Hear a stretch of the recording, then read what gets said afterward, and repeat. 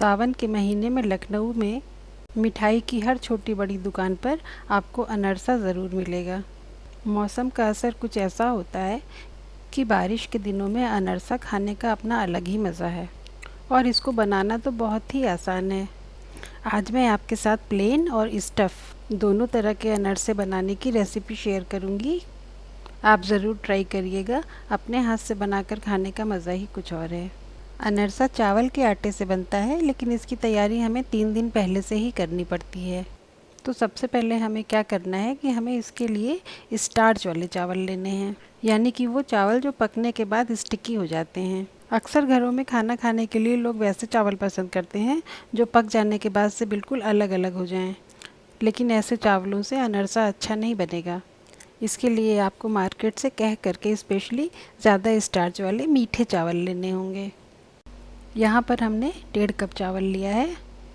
3 दिन पहले की तैयारी ये है कि आज हम चावलों को भिगो देंगे, तो हमें कल यानी कि 24 घंटे के बाद इसका सारा पानी ड्रेन कर देना होगा और फिर से इन्हीं चावलों को साफ़ पानी में भिगो करके फिर ढक कर रख देना होगा। अगले 24 घंटों के बाद फिर हम इस पानी को ड्रेन कर देंगे और साफ़ पानी भरकर दोबारा ढक कर रख देंगे। ये काम हमें 3 दिन तक लगातार करना है। इससे चावल भरपूर फूल जाते हैं और बिना किसी एक्स्ट्रा मेहनत के अनरसे फूले फूले और सॉफ्ट बन जाते हैं। अगर हम बिना पानी बदले ही चावलों को 3 दिन तक ऐसे ही छोड़ देंगे तो फिर उसमें से बदबू आ जाएगी, इसलिए पानी का बदलना बहुत ज़रूरी है।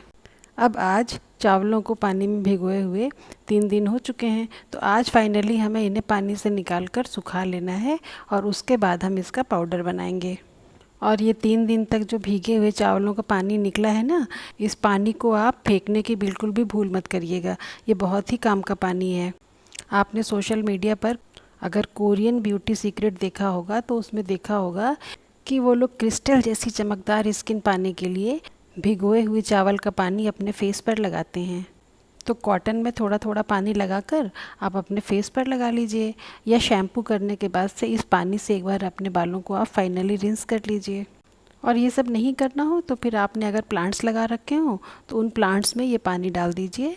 बहुत ही पौष्टिक खाद है, आपको खुद फ़र्क दिखाई देगा। अब हमने चावलों को साफ़ पानी से भी धो लिया है और अब इसको हम थोड़ी देर के लिए कपड़े में बांध कर रख देंगे ताकि इसका एक्स्ट्रा पानी भी निकल जाए। अब हम चावलों को एक साफ़ मेज पर सूखे कपड़े पर पंखे के नीचे ही पतला पतला फैला देंगे। ये पंखे की हवा में ही परफेक्ट सूख जाएंगे, इसको धूप दिखाने की ज़रूरत नहीं पड़ेगी। अगर आप इसको बिल्कुल पतला फैला दीजिएगा तो 3-4 घंटे में ये इतने अच्छी तरह से सूख जाएंगे कि फिर ग्राइंड करने पर इनका बड़ा अच्छा सा आटा बन जाएगा। अब देखिए, चावलों को फैलाकर पंखे के नीचे रखे हुए हमें 4-5 घंटे हो गए हैं और इतनी देर में ये चावल बहुत अच्छी तरह सूख गए हैं। अब हम इनको समेट कर यहाँ से ले चलते हैं और ग्राइंडर में डालकर इसका एक फ़ाइन पाउडर बना लेते हैं। और ये देखिए, घर पर ही आपने चावल का कितना अच्छा आटा तैयार कर लिया है। इसमें हल्के हल्के दाने हैं तो उससे अनरसे का टेस्ट और भी अच्छा उभर कर आता है। लेकिन अगर आपको ऐसा लगे कि चावल महीन नहीं हुआ है तो इसको एक बार छलनी से चाल लीजिए और दोबारा से पीस लीजिए। अब इस चावल के आटे को गूँथने के लिए हम चाशनी तैयार करेंगे। चाशनी हमें कोई ऐसी गाढ़ी चाशनी नहीं बनानी है, बस ऐसा करना है कि चीनी पानी में घुल जाए। तो हमने 1.5 कप चावल लिए थे तो उसका आधा यानी कि 1/4 कप हम चीनी लेंगे और फिर इसमें 1/4 कप के करीब ही पानी डालकर इसको गर्म कर लेंगे। इस चाशनी में हम इसी समय 1 टेबलस्पून घी भी डाल देंगे। इससे चाशनी कड़ी नहीं होने पाएगी और आपको चावल के आटे में अलग से मोयन भी नहीं मिलाना पड़ेगा। जैसे ही चीनी गल जाती है वैसे ही आप तुरंत फ्लेम को ऑफ़ कर दीजिए और गरम गरम खौलते हुए पानी में ही चावल का आटा मिक्स करते जाइए। आटा डालते टाइम इसको लगातार चलाना बहुत ज़रूरी है, वरना इसमें लम्प्स पड़ सकते हैं। देखिए, सारा आटा मिलाने के बाद आपको ऐसा लगेगा जैसे ये बहुत गीला है, लेकिन ऐसी बात नहीं है, ये अभी बहुत गर्म है। अगर आपने जितने चावल लिए थे उसका जस्ट हाफ़ पानी लिया है तो ठंडा होने के बाद इसका बिल्कुल एक परफेक्ट डो तैयार हो जाता है। टेंशन लेने की कोई ज़रूरत नहीं है। और ये देखिए, ठंडा होने के बाद से ये मिक्सचर कितना गाढ़ा हो गया है। अभी भी ये हल्का गर्म ही है, तो यहाँ मैंने सफ़ेद वाले तिल पहले से धो कर रखे हुए हैं। वो मैं अब इसमें ऐड करके इसको अच्छी तरह से गूँथ लूँगी। हाँ, ध्यान रखिएगा कि तिल को धो करके बिल्कुल सुखा लीजिएगा, वरना अब इस डो में एकदम 2 बूंद भी एक्स्ट्रा पानी की गुंजाइश नहीं है। इस तरह हाथों में तेल लगाकर हम इस डो को एक बार बहुत अच्छी तरह से मिक्स कर लेंगे। अब हमें क्या करना है कि हाथ में थोड़ा थोड़ा तेल लगा लीजिए और इस डो से छोटी छोटी लोइयाँ लेकर हाथ से ही फैलाकर उनकी छोटी छोटी लेकिन हल्की सी मोटी पूरियाँ बना लीजिए। इन छोटी छोटी पूरियों को हमें गरम तेल में डालकर तलते जाना है। अब आप गैस पर एक कढ़ाई चढ़ा दीजिए और उसमें तेल यानी कि रिफाइंड ऑयल गरम कर लीजिए।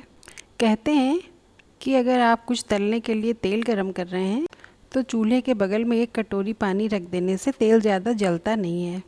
इसके पीछे क्या साइंस है ये तो मुझे नहीं पता, लेकिन ये काम करता है। अभी ये सारे अनरसे तलने के बाद मैं आपको कढ़ाई का तेल दिखाऊंगी। बिल्कुल इतना ही तेल बचा हुआ आपको दिखेगा। अब कढ़ाई के ऊपर एक बार हाथ लगाकर आंच का अंदाज़ कर लीजिए। ध्यान रहे हाथ बहुत दूर रखिएगा, अगर कहीं तेल में छू गया तो लेने के देने पड़ जाएंगे। एक बार तेल खूब तेज़ गर्म हो जाए फिर उसके बाद हम आंच को मीडियम कर देंगे और एक एक पूरियाँ उठाकर गरम तेल में डालते जाएंगे।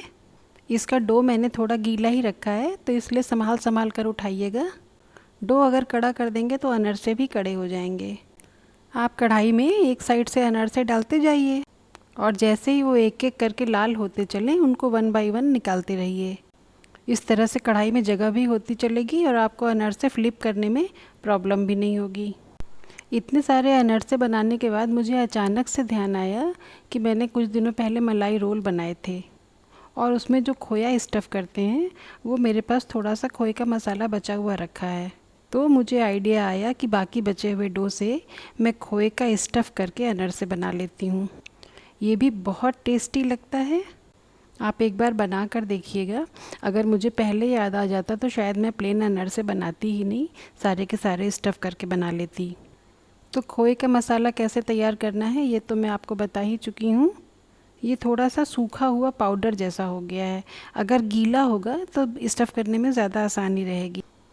तो ये जो मैंने लोइयाँ बनाई हैं ये स्टफिंग के लिए छोटी हैं, तो मुझे ऐसा करना पड़ेगा कि एक एक लोई के ऊपर थोड़ा थोड़ा खोए का मसाला रखकर फिर मुझे इसको दूसरी लोई से दबा करके इसकी एक बॉल बनानी पड़ेगी, वरना इतनी छोटी सी लोई में तो खोया स्टफ़ करना बहुत मुश्किल है। थोड़ा सा मेहनत का काम है, लेकिन बन जाने के बाद जब इसे खाएंगे आप तो क्या ऑसम टेस्ट आएगा कि आप मुझे याद करेंगे। हाँ, सिर्फ याद मत करिएगा बल्कि कमेंट करके मुझे बताइएगा कि अनरसे बनाने का एक्सपीरियंस आपका कैसा रहा और खाने में कितना मज़ा आया।